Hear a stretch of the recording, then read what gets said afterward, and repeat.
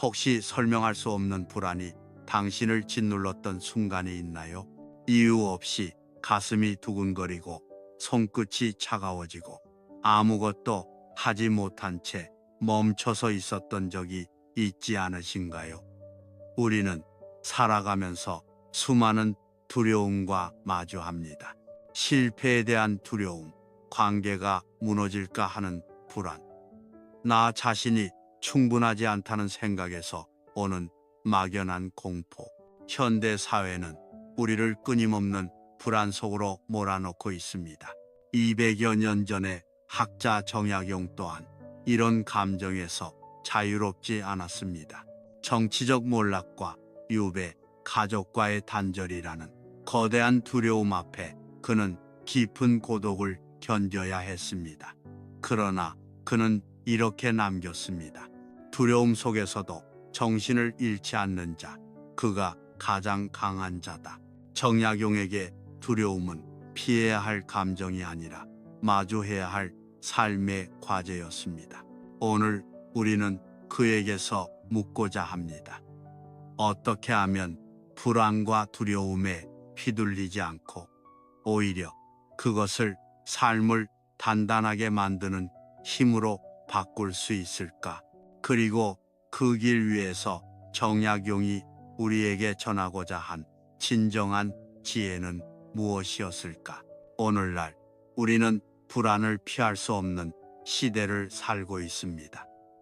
매일같이 쏟아지는 뉴스, 끝없는 경쟁, 불확실한 미래는 우리의 마음을 끊임없이 흔듭니다.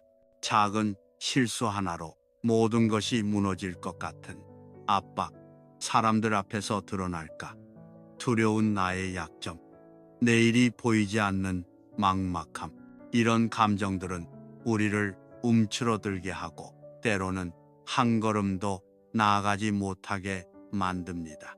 심리학자들은 불안을 미래에 대한 통제할 수 없는 두려움이라 정의합니다. 단순한 기분이 아니라 삶의 방향을 바꿔버릴 수 있는 강력한 힘이라는 뜻입니다. 하지만 아이러니하게도 불안은 완전히 없앨 수 없습니다.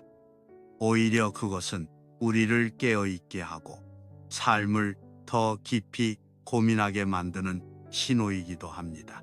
정약용이 살던 조선 후기 또한 불확실성과 두려움이 가득한 시대였습니다.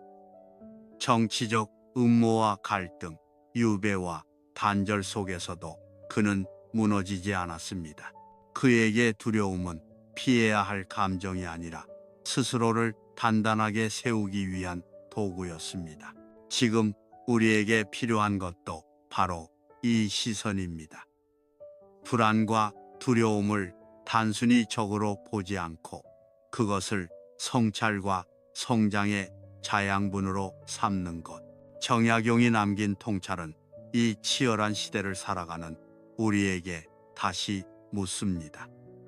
당신은 두려움에 휘둘리고 있는가? 아니면 그것을 다스리고 있는가? 정약용은 두려움과 불안을 단순히 없애야 할 감정으로 보지 않았습니다. 그는 그것을 인간이 성숙해지기 위해 반드시 마주해야 할 과제로 여겼습니다. 목민심서에서 그는 이렇게 적었습니다. 근심과 두려움은 사람을 괴롭게 하지만 그것을 견딘 자는 더 단단해진다. 이 짧은 문장은 불안과 두려움의 본질을 꿰뚫고 있습니다. 그것은 우리를 무너뜨릴 수도 있지만 동시에 우리를 강하게 만드는 재료가 될 수도 있다는 것입니다. 정약용의 삶을 돌아보면 이 철학이 얼마나 치열하게 실천된 것인지 알 수 있습니다. 그는 젊은 나이에 조정의 핵심 인물이 되었으나 당파 싸움의 소용돌이에 휘말려 유배형을 선고받았습니다.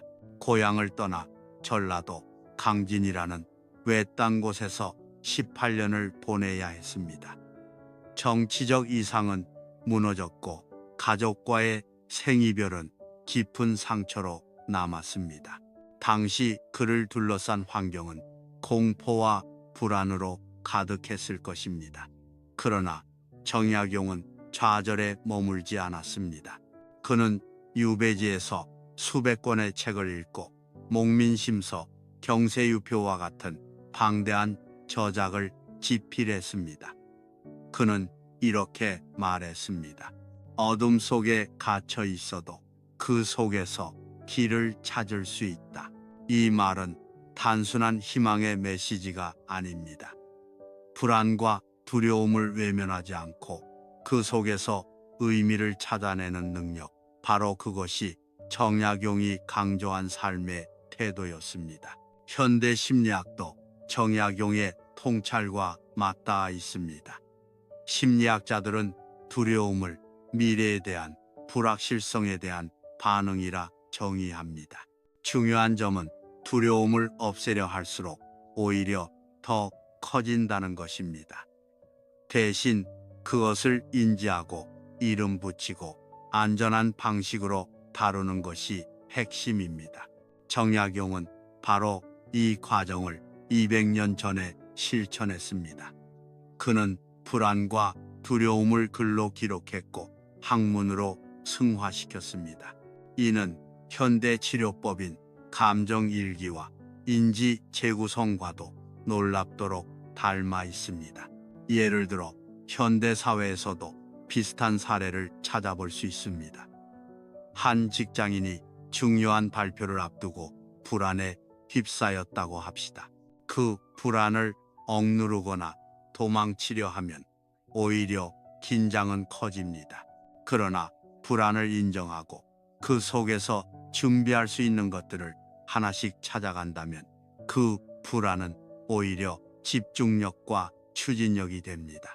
정약용이 유배지에서 했던 것도 바로 이 과정이었습니다. 두려움을 회피하지 않고 그 속에서 자신이 할 수 있는 일을 찾아 나선 것입니다. 정약용은 또 이렇게 남겼습니다. 사람은 두려움 속에서 비로소 자신을 알게 된다. 두려움은 우리를 괴롭히지만 동시에 우리를 더 깊이 성찰하게 합니다. 그는 두려움을 삶의 장애물이 아니라 자신을 돌아보고 다시 세우는 거울로 삼았습니다. 정약용의 철학은 우리에게 묻습니다. 당신은 두려움에 휘둘리는가? 아니면 그것을 길들이는가? 두려움과 불안은 사라지지 않습니다.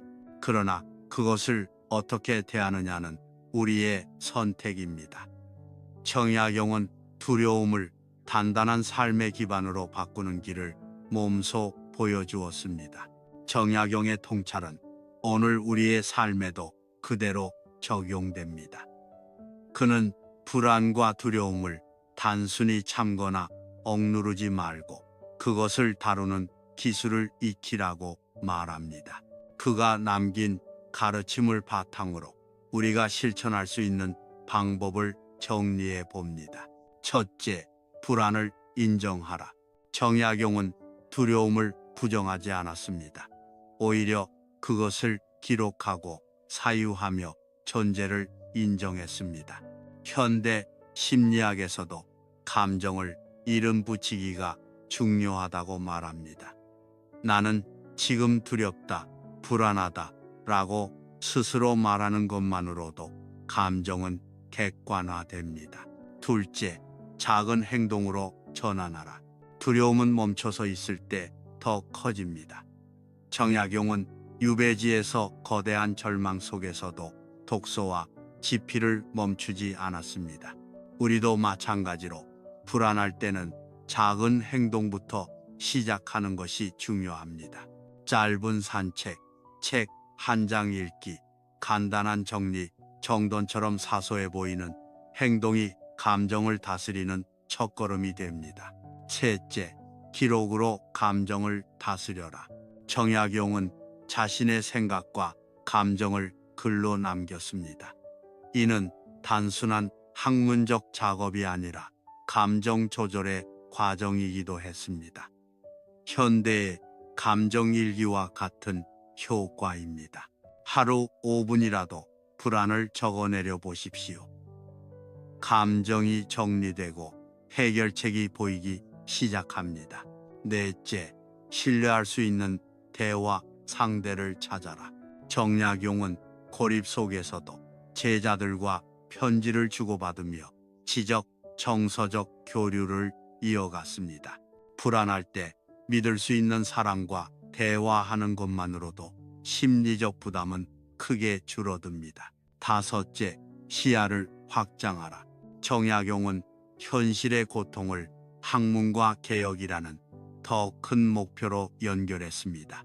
우리도 마찬가지로 불안과 두려움을 단기적 시선이 아닌 더 큰 그림 속에서 바라볼 때 감정은 한층 가벼워집니다.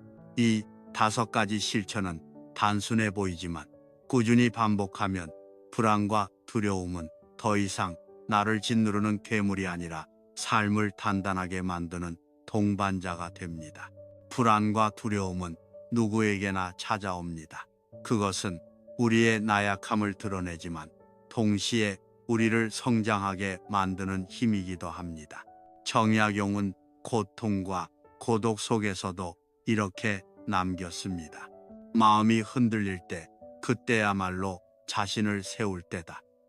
두려움이 찾아올 때마다 도망치기보다 그것을 직면하고 다스릴 때 우리는 한층 단단해집니다. 오늘 당신은 어떤 두려움과 마주하고 있습니까? 그리고 그 두려움은 당신을 삼키고 있습니까? 아니면 당신을 더 깊이 있게 만들고 있습니까? 정약용의 가르침은 우리에게 속삭입니다. 두려움을 없애려 하지 말고 그것을 길들이라고. 그 순간 두려움은 더 이상 적이 아니라 나를 이끄는 스승이 될 것입니다. 구독과 좋아요로 마음을 나눠주세요.